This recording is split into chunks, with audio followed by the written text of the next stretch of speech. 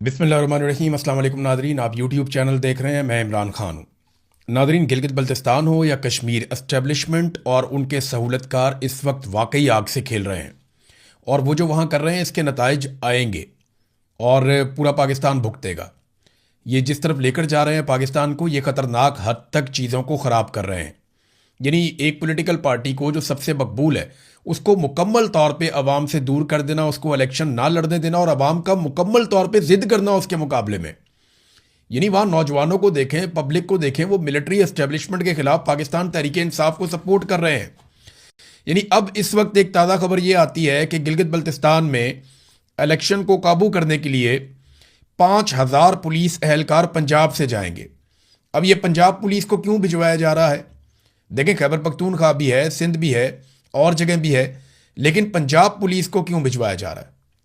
ताकि यूनिफॉर्म जो है वो पुलिस का इस्तेमाल हो घटिया काम के लिए, गलत काम के लिए, धांधली के लिए पुलिस का यूनिफॉर्म इस्तेमाल किया जाए। और प्री पोल धांधली तो पहले ही शुरू हो चुकी है। पाकिस्तान तहरीक इंसाफ के लोगों को जाने से रोका जा रहा है। वो साद रफीक भी फंस गए बीच में, वो भी नहीं जा पाए बेचारे।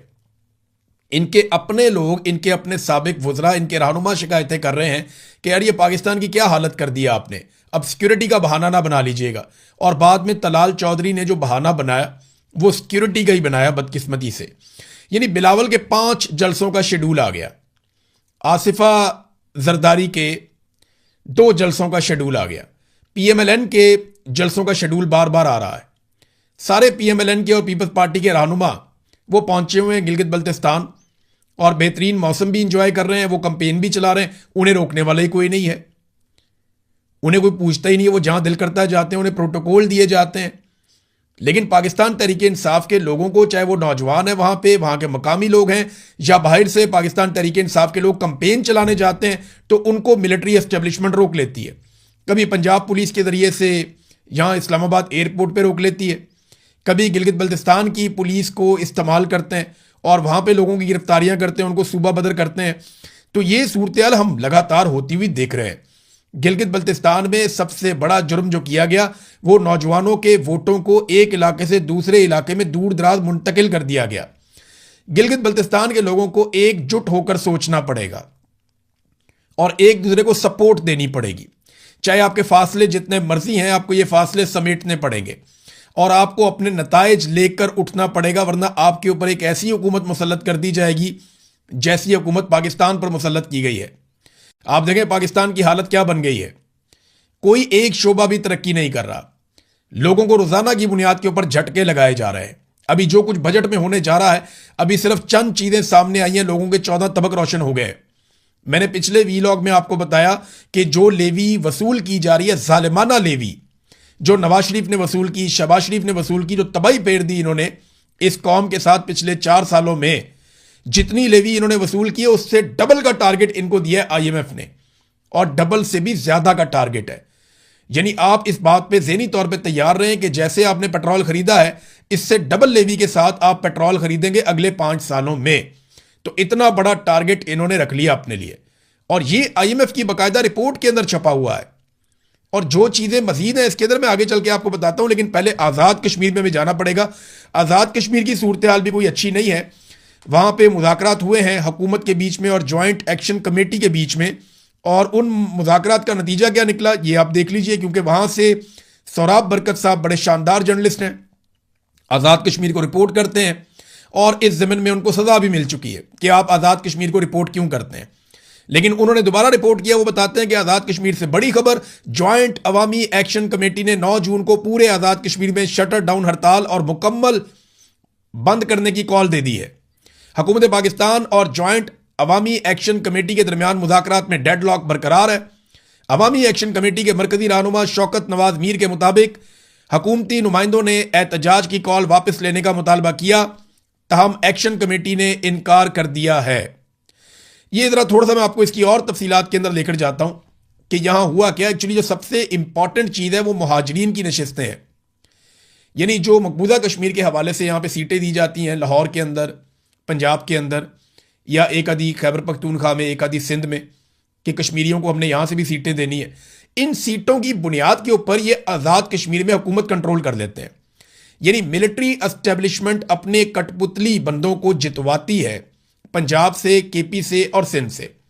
यहां तो बड़े आराम से वो बंदे जितवा लेते हैं, अपने चंद 100 वोटों के ऊपर फैसला हो जाता है, उन्होंने कंट्रोल किया। वहां से वो 12 बंदों को लेकर जाते हैं आजाद कश्मीर में कि जनाब ये मेंबर बन के आ गए, और इनके जरिए से वो अपनी मर्जी की हुकूमत बना लेते हैं, कठपुतली हुकूमत।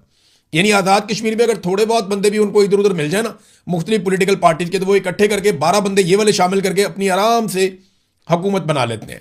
ये मिलिट्री एस्टेब्लिशमेंट का एक पुराना तरीक़ाकार है। अब इस तरीक़ाकार के खिलाफ आज़ाद कश्मीर के अवाम खड़े हो गए। तो मुहाजिरीन नशिस्तों के मामले पर तमाम स्टेक होल्डर्स अभी तक मुत्तफिक नहीं हुए। अपोजिशन भी बैठी, हुकूमत भी बैठी, सारे बैठे थे। तो ऑल पार्टीज कॉन्फ्रेंस बुलाने पर इत्तफाक हुआ, जनाब हम सारों को बुला लेते हैं। मुज़ाकरात का अगला दौर आइंदा हफ्ते होगा। मुज़ाकरात के बाद राणा सनाउल्लाह ने मीडिया से बात की। अब जो मुज़ाकरात हैं वो 6 या 7 तारीख को मुज़ाकरात किए जाएंगे। और जो जम्मू कश्मीर जॉइंट अवामी एक्शन कमेटी है, उन्होंने कहा जी हमारे डेडलॉक बरकरार है। ये हमें कहते हैं कि आप एहतजाज खत्म कर दें या कॉल वापस ले लें। हम कॉल वापस नहीं ले रहे। अब 6 या 7 जून को दोबारा मीटिंग होगी। उस मीटिंग में अगर अवामी एक्शन कमेटी ने हुकूमत की बात मान ली और एहतजाज मौखर कर दिया तो ठीक है, वरना उसके बाद मैं आपको पहले बता रहा हूं कि वहां क्रैकडाउन शुरू हो जाएगा बड़े पैमाने पर, और आज़ाद कश्मीर के लोगों को तैयार रहना पड़ेगा। कमेटी ने क्या अनाउंस किया वो मैं आपको बता देता हूं। हुकूमती मुतालबा मुस्तरद। जॉइंट अवामी एक्शन कमेटी 9 जून को रियासत गिर एहतजाज के ऐलान पर कायम है। मुज़ाकरात के दौरान हड़ताल मौखर करने की दरखास्त मुस्तरद और 2 टोक मौक़िफ़ इनका सामने आ गया। शौकत नवाज मीर ने मुज़ाकराती एलामिया जारी करते हुए अवाम से तैयारियां तेज करने की अपील कर दी। मुतालबात की मंजूरी तक अवामी जद्दोजहद जारी रहेगी। मेंबर जॉइंट अवामी एक्शन कमेटी शौकत नवाज मीर। रियासत भर के शहरियों और ओवरसीज कश्मीरियों से 9 जून के एहतजाज में भरपूर शिरकत की अपील। हुकूमत की संजीदा कोशिशों का खैर मकदम करते हैं, मगर मुतालबात के हुसूल तक एहतजाज जारी रहेगा। 9 जून को रियासत गिर पहिया जाम और शटर डाउन हड़ताल, इसका ऐलान बरकरार है। मुज़ाकराती अमल जारी रहेगा। आइंदा पेशरफ्त की सूरत में मजीद ऐलान किया जाएगा। यानी उन्होंने अपना जो एक दबाव है एहतजाज का वो बरकरार रखा है जॉइंट अवामी एक्शन कमेटी ने। तो नादरीन ये है कश्मीर की सूरत हाल। गिलगित बल्तिस्तान और कश्मीर में पाकिस्तान की मिलिट्री एस्टेब्लिशमेंट हर हाल में अपनी हुकूमत बनाना चाहती है। अब मैं आपको एक और चीज़ दिखाता हूँ, ये देखें ज़रा, ये चंद तस्वीर हैं, इनको ज़रा गौर से देखें। आज ये आ गई, ये 2020 की तस्वीर है जब पाकिस्तान तहरीक इंसाफ की पाकिस्तान में हुकूमत थी और कंपेन चल रही थी इलेक्शन के लिए गिलगित बल्तिस्तान में। मैं इस इलेक्शन को कवर करने के लिए गिलगित बल्तिस्तान गया था।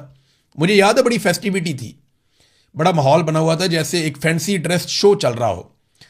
यहाँ मरियम नवाज और बिलावल जरदारी जो है वो नए नए ऐसा लगता है लॉन्च हो रहे थे, और ये लोग बहुत इंजॉय कर रहे थे 2020 में इस इलेक्शन को। ये ज़रा आप तस्वीर देखें ना, इन लोगों ने कितना इंजॉय किया, कैसे ज़बरदस्त कॉस्ट्यूम पहने, कितने अच्छे फेस्टिवल के अंदाज में इन्होंने यहाँ पे कंपेन की। ना इनमें से किसी को गिरफ्तार किया गया, ना इनमें से किसी को टॉर्चर किया।